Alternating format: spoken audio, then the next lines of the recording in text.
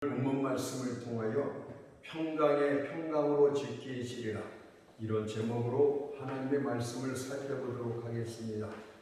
평강의 평강으로 지키시리라.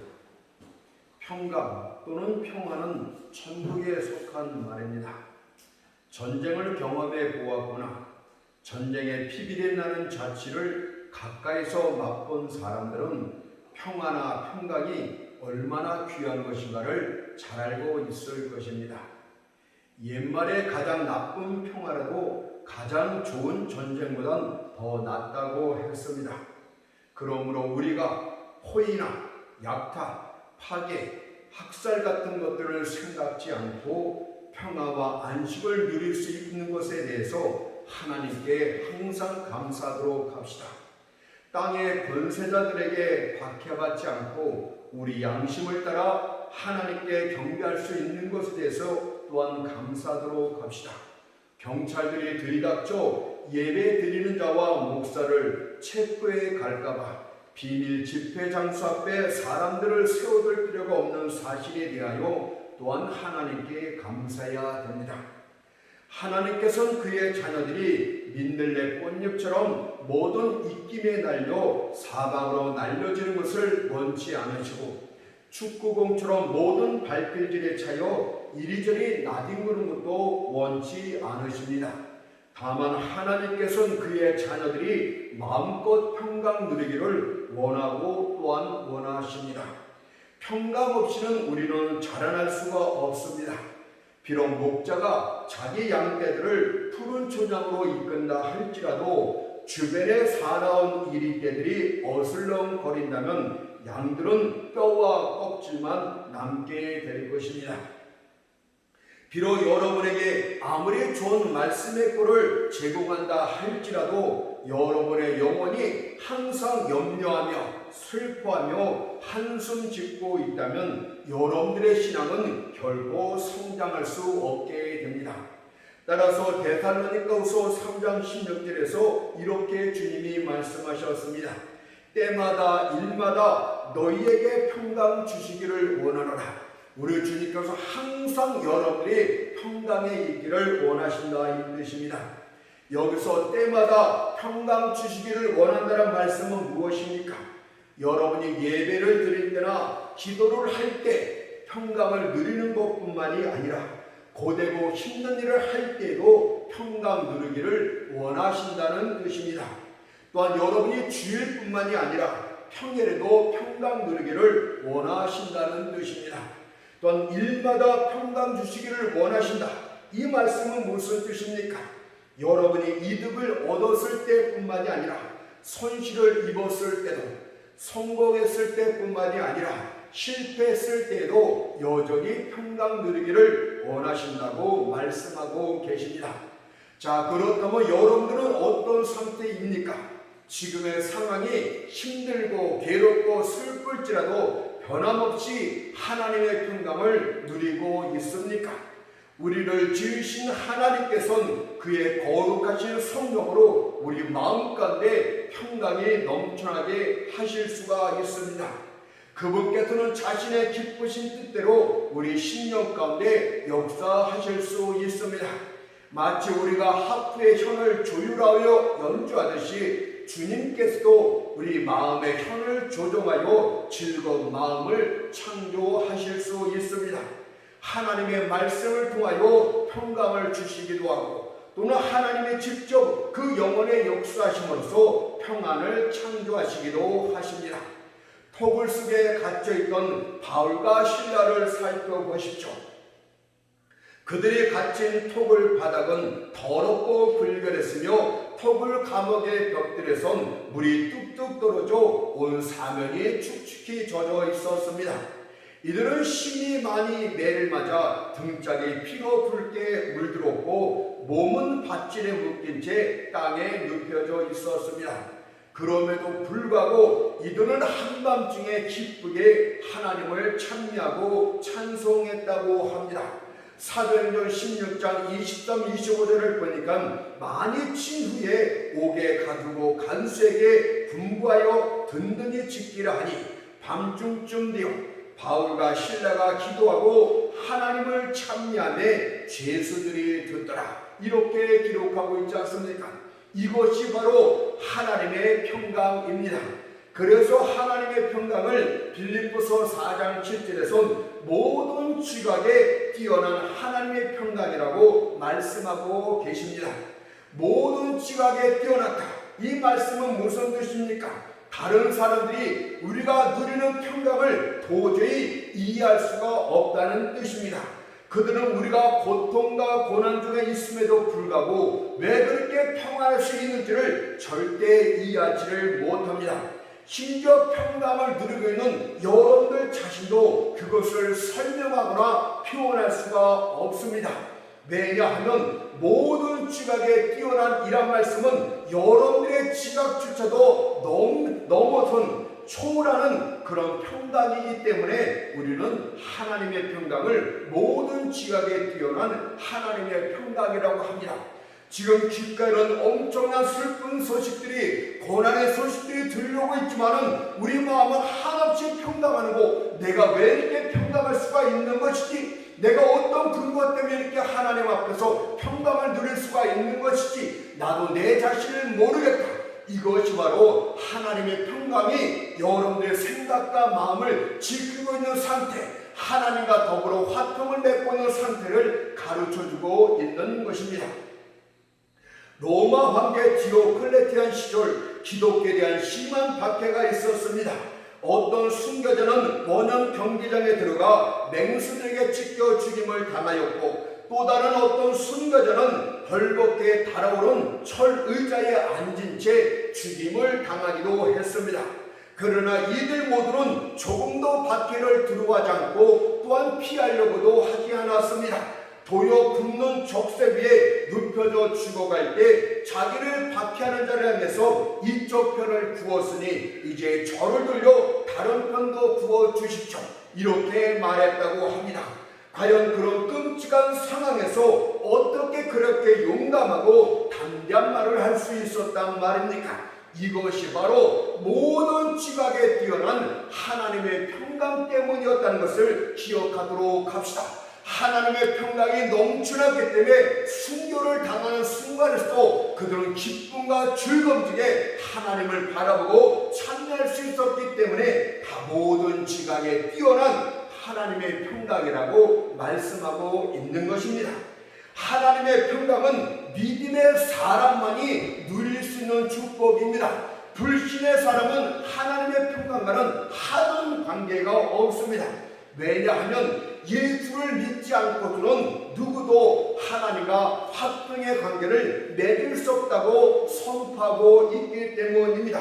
그것을 로마서 5장 1절에서 우리가 믿음으로 의롭다 하심을 얻었은즉 하나님으로 더불어 화평을 누리자, 이렇게 말씀하고 있습니다. 하나님의 화평, 하나님의 평강을 누릴 수 있는 자는 믿음으로 의롭다함을 받은 자, 죄 가운데 있는 자가 아니라 죄의 용서함을 받고 믿음으로써 의롭다 칭함을 받은 칭의 상태에 있는 자만이 하나님과 평강을 누릴 수 있는 상태에 있다고 가르쳐주고 있습니다. 모든 사람들은 천성대로 하나님과 화평치 못합니다. 사람들은 죄악되기 때문에 하나님께서는 날마다 사람들 안에서 진노하고 계십니다. 또한 하나님은 거룩하시기 때문에 사람은 하나님과 적대의 관계에 있습니다. 그것을 로마서 8장 7절에서는 이렇게 말합니다. 육신의 생각은 하나님과 원수가 되나니 이는 하나님의 법에 굴복지 아니할 뿐 아니라 할 수도 없음이라고 분명히 말씀하고 있지 않습니까? 그러나 우리 하나님께서는 우리를 지극히 사랑하사 먼저 우리와 화평하기를 원하셨고 우리를 그의 자녀로 삼기 위하여 자기 아들을 율법 안에 보내시어 대속의 죽음을 당케 하셨다고 성경은 말합니다. 그것을 갈라디아서 4장 4절 5절에서 이렇게 말씀을 합니다. 때가 차매 하나님이 그 아들을 보내사 여자에게서 나게 하시고 율법 아래 나게 하신 것은 율법 아래 있는 자들을 속량하시고 우리를 아들의 명분을 얻게 하려 하심이라고 말씀하고 있습니다. 범죄하는 순간 하나님의 율법이 너희들은 다 사형에 해당된다고, 죽음에 다 이르러야 된다고 율법이 선포하고 있는데, 우리 주님께서 율법 아래 친히 오셨고 율법 아래 갇혀있는 우리 죄를 위해서, 우리들을 위해서 피 흘려 죽으심으로 율법의 모든 요구를 이루어주시고 우리에게 자유를 주었습니다. 그것이 바로 복음 아닙니까? 여호와 하나님께서는 주권적인 행위로 우리 무리의 죄악을 그에게 담당시키셨습니다. 두 손과 두 발에 박힌 못자국과 옆구리에 찔린 천자국은 그가 우리 때문에 어떤 고난을 당했는지를 가르쳐주고 있습니다. 가시의 연류관을 쓴 그분의 상처난 얼굴은 그가 어떤 내면의 슬픔을 겪었는지를 보여주고 있습니다. 마태복음 21장 46절에서 나의 하나님 나의 하나님 어찌하여 나를 버리셨나라간 절기의 외침은 그분이 우리의 죄를 대신하여 희생 제물이 되셨을 때 어떤 고통을 겪으셨는가를 우리에게 알려주는 말씀입니다. 마침내 그분께서 갈보리 십자가에서 우리를 위한 모든 대속을 다 끝내십니다. 요한복음 19장 30절에 보니까 예수께서 신포도들을 받으신 후 가라사대 다 이루었다 하시고 머리를 숙이시고 영원히 돌아가시자. 그러므로 이제 누구든 예수를 믿기만 하면 의롭다 칭함을 받게 되고 하나님과 화평의 관계를 맺게 되니라. 그리고 하나님과 우리 사이에 맺어진 화평은 절대적으로 안전한 화평이라고 말씀할 수 있습니다. 왜냐하면 이 화평은 공의와 절대 모순되지 않고 공의를 만족시키는 화평이기 때문에 영원한 화평이다, 절대 안전한 화평이라고 말씀드릴 수가 있습니다. 본래 하나님은 절대 죄를 눈 감아주지 않습니다. 하나님은 절대 죄를 사소한 것으로 여기지 않습니다. 하나님은 자신의 공의가 만족할 때까지 반드시 죄를 형벌하신다고 분명히 말씀을 합니다.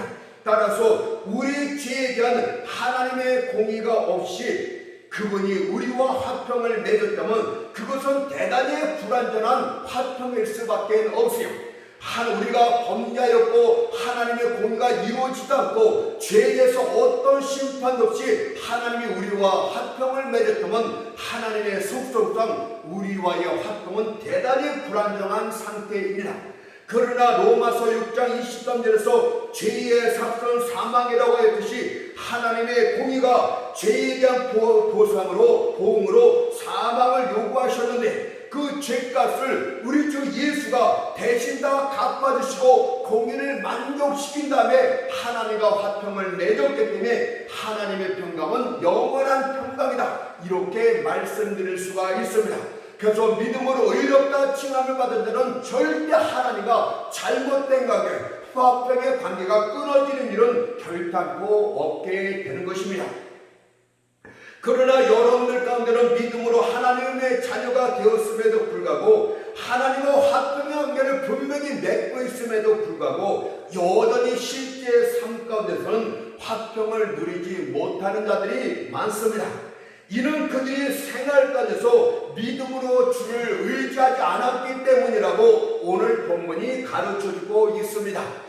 이사야 26장 3절을 보니까 주께서 심지가 견관자를 평강의 평강으로 지키시리니 이는 그가 주를 의뢰함이니라, 이렇게 선포하고 있지 않습니까?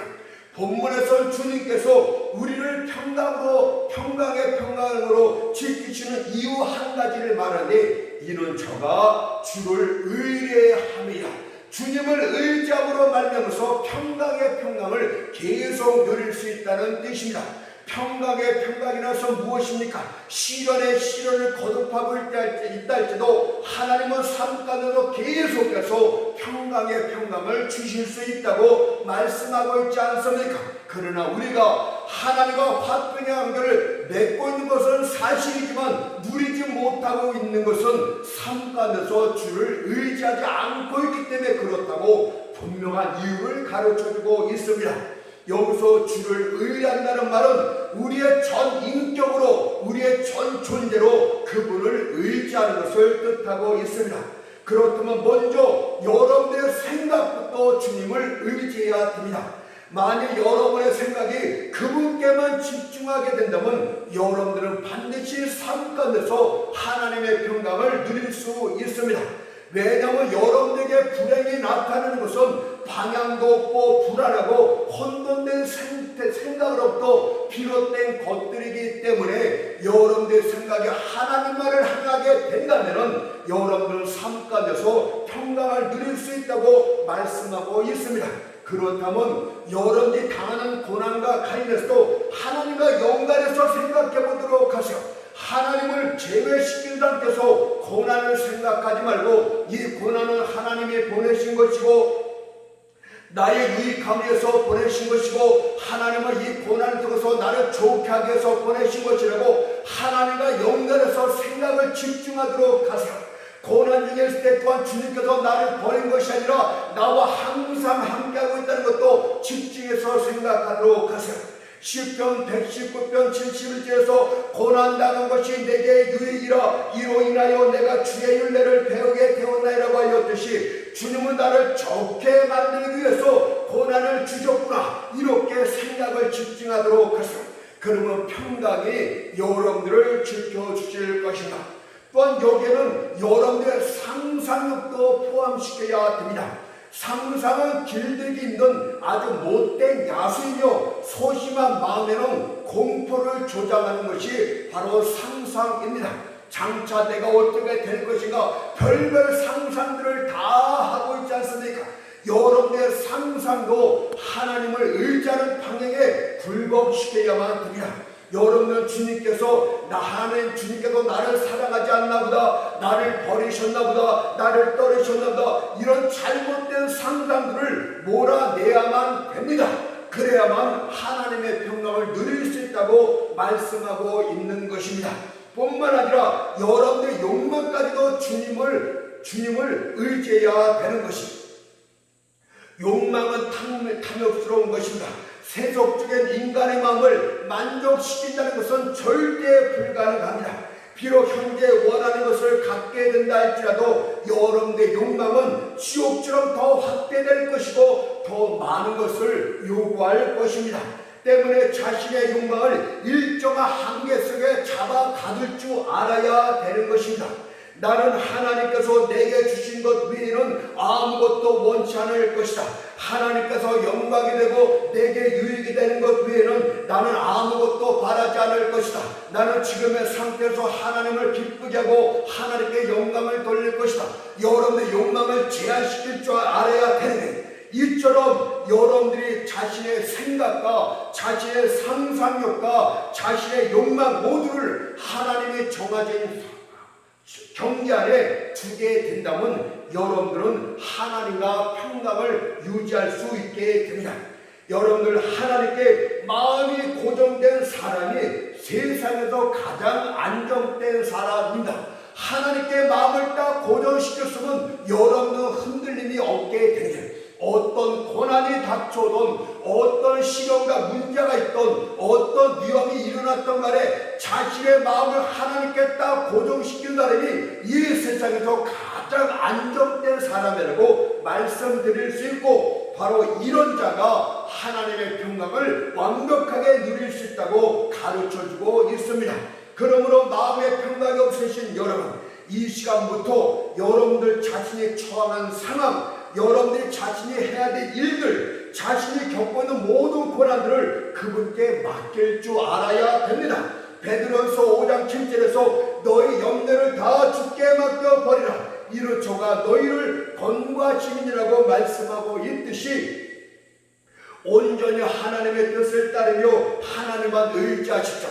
그러면 하나님께서 특별한 선물 중에 여러분들을 권고하심으로써 평강을 누릴 수 있게 하시겠다고 약속을 하셨습니다.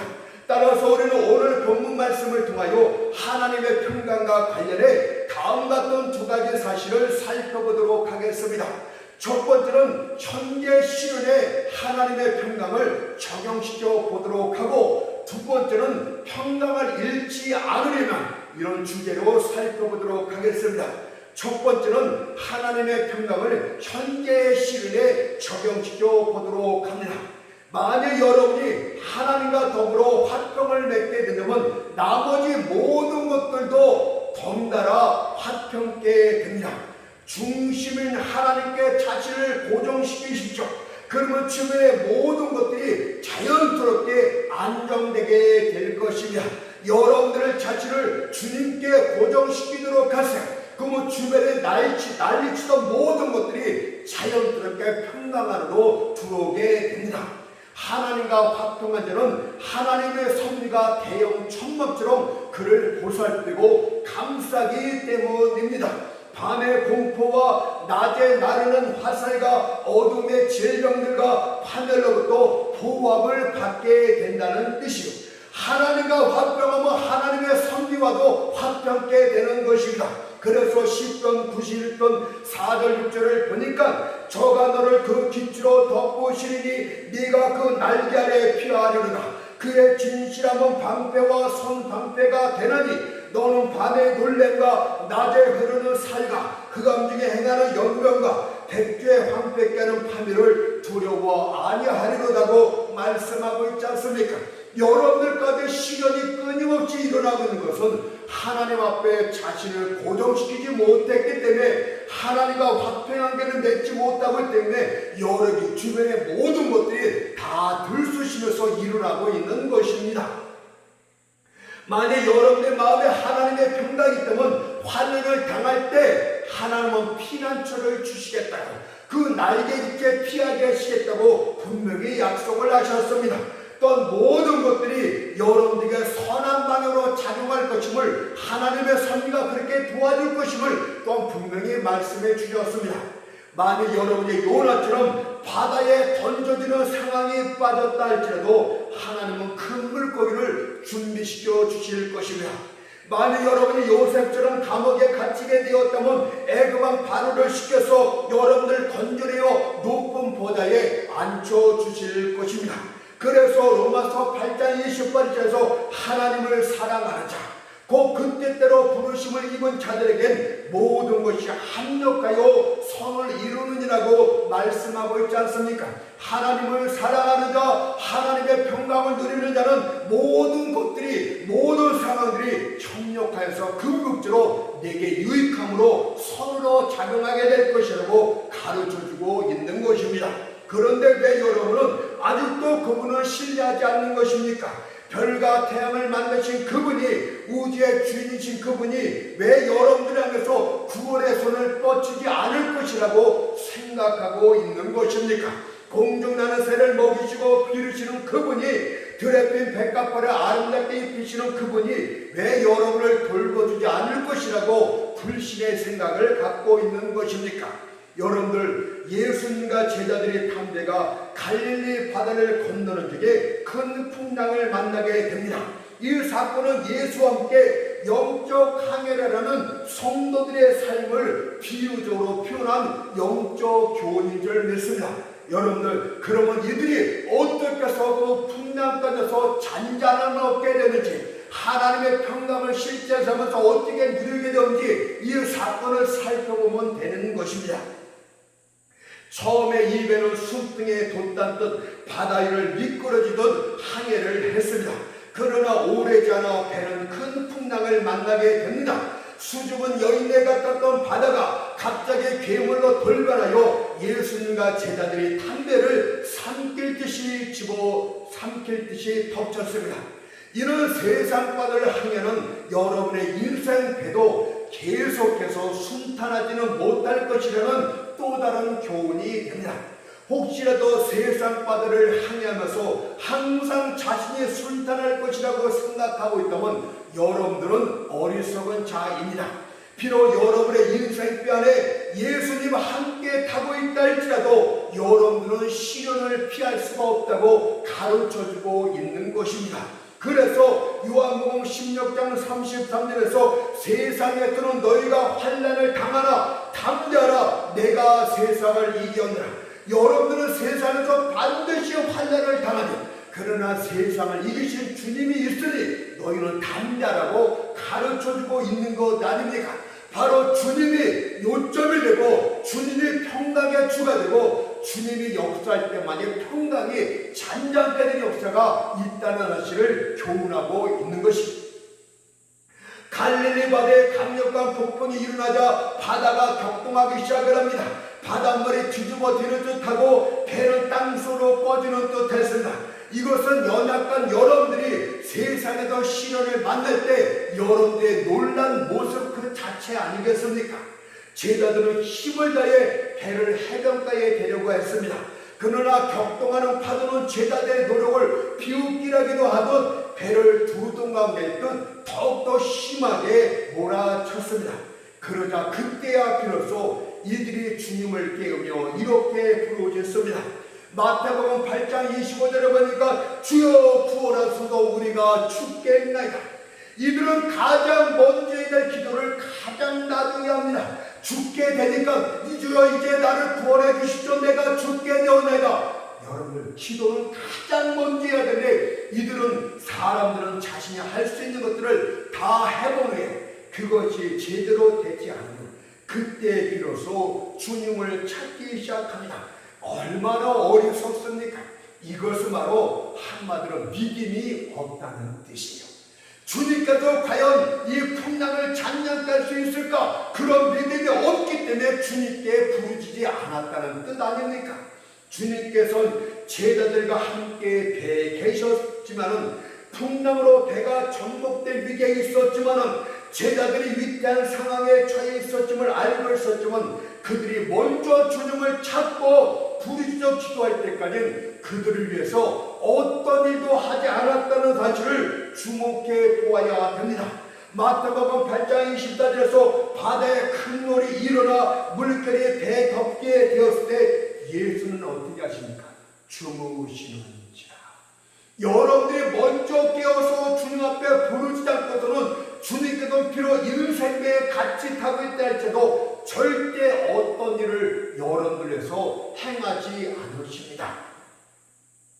제자들의 부르짖음에 깨어나신 주님께서는 먼저 그들의 믿음 없음을 이렇게 책망을 하셨어요.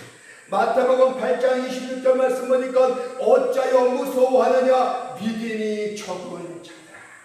그리고 바람과 바다를 향해서 이렇게 꾸짖습니다. 마태복음 8장 26절에서 바람과 바다를 꾸짖으시되 아주 잔잔하게 되거늘. 여러분들의 믿음이 없는 것부터 먼저 하나님은 부드럽게 꾸짖으시고 그 다음에 시련을 잔잔케 했다는 것을 주목해 보아야 됩니다. 그렇다면 우리는 여기서 주님의 놀라운 능력이 어떤 것인가를 살펴봐야 됩니다. 주님께서 이때 말씀만으로 바람과 바다를 잔잔케 했다는 사실을 우리는 눈여겨서 살펴봐야 해요.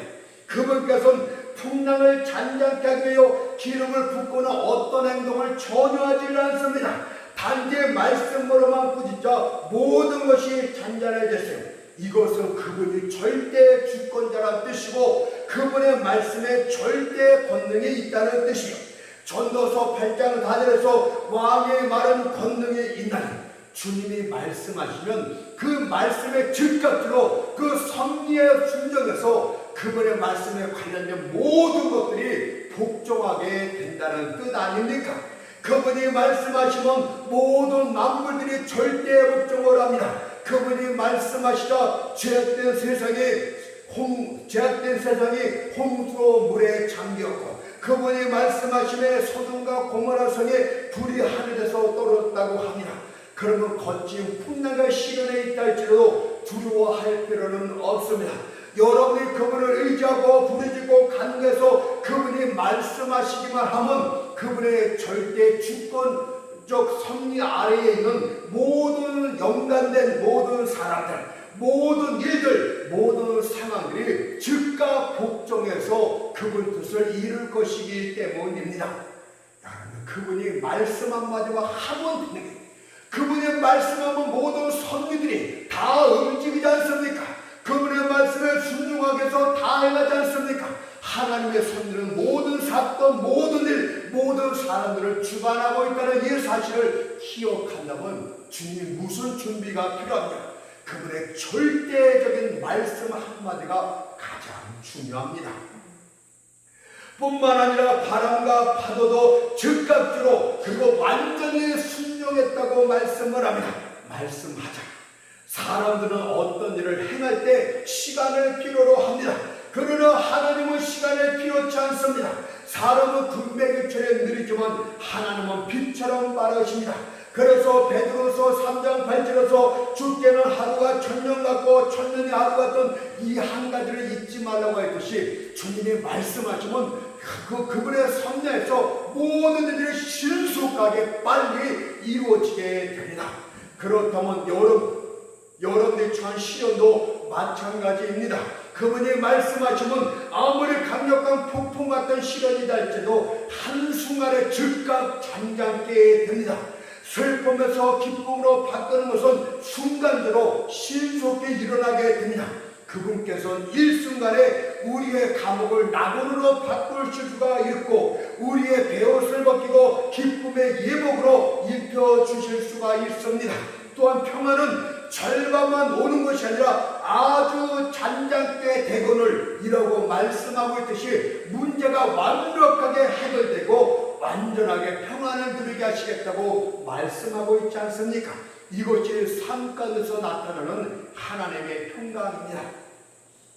그렇다면 이번엔 제자들의 반응을 살펴보세요. 그 배는 침몰 상태에 있었습니다. 때문에 그들은 생명의 위협에 느려졌고 그때 비로소 주여 우리가 죽겠나이다라고 소리를 치기 시작합니다. 하지만 그분 말씀 한마디에 모든 상황이 즉각적으로 그리고 완벽하게 종료되자 그들은 심히 놀라고 두려워하는 중에 이렇게 말을 했습니다. 마태복음 8장 27절에 보니까 이 어떠한 사람에게 바람과 바다도 순종하는 것 이해할 수 없을까 이 뜻입니다. 소위 제자라고 하는 사람들이 주님이 어떤 분인지도 모르고 있었어요. 그들은 그토록 주님을 쫓아다니며 주님과 함께 생활하고 있었음에도 불구하고 그들은 주님을 단지 뛰어난 어떤 사람 정도로만 알고 있었다는 뜻입니다. 여러분들 가운데도 주님을 하나님으로 알지 못하고 어떤 뛰어난 분으로 알고 있는 자들이 얼마나 많습니까? 이 어떠한 하나님이 아니라 이 어떠한 사람이기에 바람과 바다도 순종하리라. 그들의 믿음의 상태, 주님을 어떻게 생각하고 있는가가 시련을 통해서 낱낱이 드러나고 있지 않습니까? 생명까지 위협받은 엄청난 시련을 당하고서야 비로소 그들은 주님이 어떤 분인지를 넌지시 알게 됩니다. 그분은 우주 만물을 지으신 창조주 하나님이시고 하늘과 땅 아래 있는 모든 것들을 자기 뜻대로 주관하시는 절대 통짜이심을 그때 비로소 깨닫게 됩니다. 다니엘서 4장 35절 말씀 보세요. 땅의 모든 거미를 없는 것 같이 여기시며 하늘의 구름사에게든지 땅의 거민에게든지 그는 자기 뜻대로 행하시나니 누가 그의 손을 금하든지 혹시 이르기를 네가 무엇을 하느냐 할 자가 없도다 하고 말씀하고 있지 않습니까? 따라서 이들이 극심한 고난 속에서 죽을 뻔한 상황을 만난 것은 사실 유익입니다. 여러분은 죽는다고 그럴지 모르겠지만 여러분의 신앙을 위해서는 아주 유익한 사건이었습니다. 고난이 그들의 눈을 가린 비늘을 비로소 벗겨 주었기 때문입니다. 그렇다면 여러분들 자신을 살펴보세요.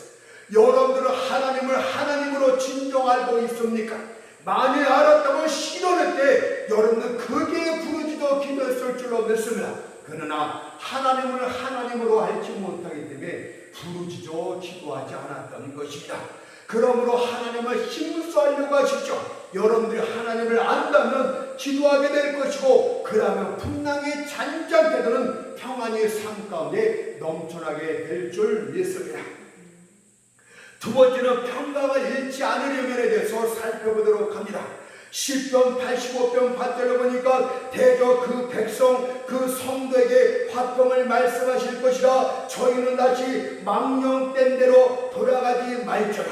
우리 주님께서 지금 그의 백성 그의 성도에게 화평을 말씀하시네. 그러면서 저희는 다시는 망령된 대로 돌아가지 말지어다. 망령된 일생활로 돌아가기 때문에 화평을 잃어버린다는 뜻 아닙니까? 여러분들 평안을 잃지 않으려면 옛 망령된 행실로 다시 돌아가지 마십시오. 망령된 행실에는 여러 가지가 있는데 첫째는 성급함의 망령이 있습니다. 여러분들 가운데는 시련과 관련된 여러 가지 사항들을 깊이 생각하지 않고서 성급히 판단하면서 그릇된 결론을 돌출하는 그런 사람들이 많습니다. 야곱을 보세요. 야곱이 사랑하는 아들 요셉을 잃어버릴 때 크게 낙심하면서 하나님의 섭리에 대해서 불평을 합니다. 창세기 42장 36절 말씀 보니까 이는 다 나를 해롭게 하느로다. 그러나 그의 판단은 완전히 틀렸어요. 왜냐하면 그의 아들 요셉을 잃어버린 것은 해가 되는 일이 아니라 좋은 일이 되기 위한 하나님의 섭리였기 때문입니다. 잃어버렸던 요셉이 훗날 애굽의 총리가 되어 돌아왔을 때 야곱이 얼마나 만족하여 했는가를 보도록 하세요. 창세기 46장 30절을 보니까 내가 지금까지 살아있고 내가 네 얼굴을 보았으니 지금 죽어도 가자. 내가 지금 죽어도 여한이 없다고 고백하고 있는 것 아닙니까? 여러분들 자꾸만 하나님의 섭리에서 성급하게 불신의 말을 내뱉기 때문에 자꾸 화평을 잃어버리는 것 아닙니까? 다윗을 보세요.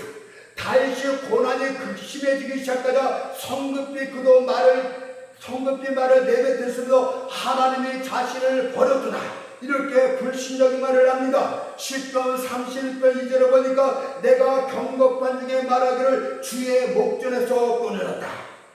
이것은 다윗의 성급한 잘못된 판단이었습니다.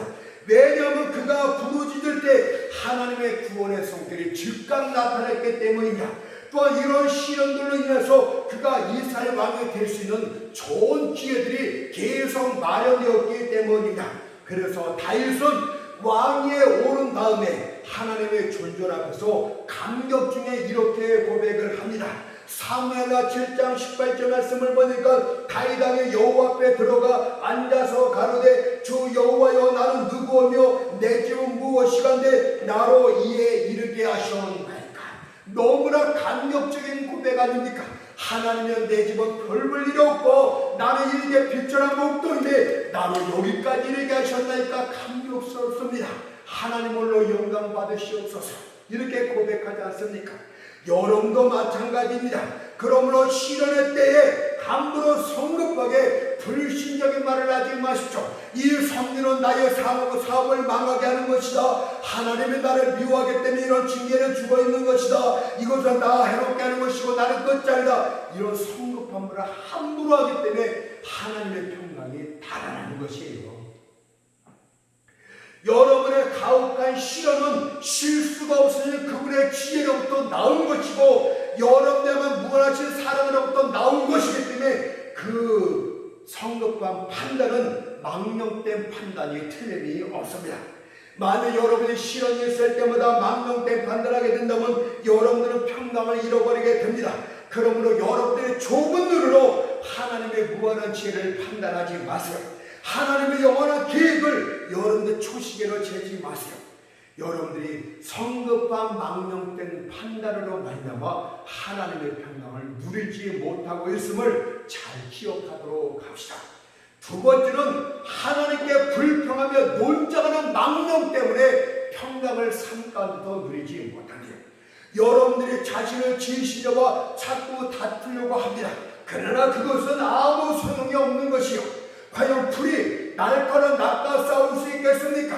과연 머리카락이 불꽃과 다툴 수가 있겠습니까? 하나님과 불평하며 다투려는 것은 아주 잘못된 일이고, 그리고 하나님과 다투려고 하는 여러분은 도대체 누굽니까? 여러분들은 하나님께 지음을 받은 하찮은 인생이라는 사실을 잃어버려서는 안 돼요. 그래서 로마서 9장 20절에서 이 사람은 내가 느기에 감히 하나님을 신문하느뇨 지음을 받은 물건이 지은 자에게 어찌 나를 이같이 만들었느냐 말하겠니요. 정말 웃기는 이야기 아닙니까? 지음받은 인생들이 지으신 창조력에서 이렇쿵저렇쿵 불평하고 논쟁하고 있대요. 우리 주님께서 이 사람아 네 존재를 알라 그 뜻이에요. 사람이라면 네가 하나님 앞에 지음을 받은 하찮은 인생인데 이 사람아 내가 느끼에 감히 창조도 하나님을 신문하느냐. 이 죄 많은 인생아 네가 하며 네게 거룩하신 하나님을 판단하냐? 이 거의 거짓이 많아진 이 인세가 하나님의 완벽한 공의 가운데 하나님은 네가 감히 판단하려고 하느냐? 이렇게 말하고 있는 거 아닙니까? 그러니 겸손히 그분 앞에 머리를 조아리십시오. 쓸데없이 반항하지 마십시오. 그분께 반항하는 것은 어리석은 짓 그 자체입니다. 어떤 인가도 창조자들과 논쟁에서 유익을 얻을 수는 없습니다. 왜냐하면 오직 하나님만이 절대 권리를 갖고 있고 그분의 통치는 영원한 원리에서 공의와 사랑 가운데서 이루어져 있기 때문에 여러분들 논쟁할 이유가 없다고 말씀하고 있습니다. 그러니 사랑의 주님께 복종하도록 하세요. 여러분들의 참된 평화는 고개를 숙인 거기서부터 나오기 시작한다는 것을 잊어서는 결코 안 됩니다. 마지막 세 번째는 의심의 망령이 있습니다. 본문에서 주께서 심지가 경관들을 평강의 평강으로 지키시니 이는 그가 주를 의람이라고 하였다고 말씀하고 있듯이 믿음은 평강에 들어오는 통로이듯이 의심과 불신은 평강에 떠나가는 통로가 되기 때문입니다. 그러니 옛날에 의심과 불신으로 돌아가지 마십시오. 하나님의 약속을 지키지 못할 것이다. 하나님의 약속은 거짓말이다. 의심과 불신으로 들어올 때 평강에 떠나간대요. 여러분들 하나님을 의심하는 것은 고생문으로 들어가는 기차표라고 말씀드리고 싶어요. 여호와를 의심하는 것은 아주 나쁜 망령입니다. 그분을 불신한 자를 볼 적마다 저는 과연 저 사람이 신자이니 불신자이니 구분이 안 됩니다. 과연 어떤 자가 하나님을 의심하면서 그분의 약속을 받을 수 있단 말입니까? 과연 그분의 섭리를 의심하면서 얻을 수 있는 것이 도대체 무엇이란 말입니까? 하나님은 절대 신실하십니다. 그분은 스스로를 부인하지 않습니다. 그러니 그분을 끝까지 신뢰하도록 하세요. 그러면 하나님의 평강이 강같이 넘쳐나게 될 줄 믿습니다. 이제 결론을 맺겠습니다. 여러분의 재물과 소중한 것을 잃어버렸습니까? 그렇다면 염려와 절망을 하는 대신에 하나님의 손에 입 맞추고 변함없이 일상 업무에 매진하고 성실히 행하도록 하세요. 이런 일을 당했을 때 불신자들은 머리카락을 쥐어뜯으면서 하나님을 원망하고 대적합니다. 그러나 만약 여러분들이 하나님의 사람이라면 여호와여 주께서 일을 행하셨나이다. 당신의 선하신 소견대로 이루어 주시옵소서 라고 기도하는 것이 믿음의 자세고 이런 자들이 평강을 얻게 됩니다. 그렇겠다. 하나님의 평강 여러분의 생각과 마음을 지키시며 현재 당면한 시련들을 해결하고 평강이 넘쳐나는 삶을 살게 될 줄 믿습니다.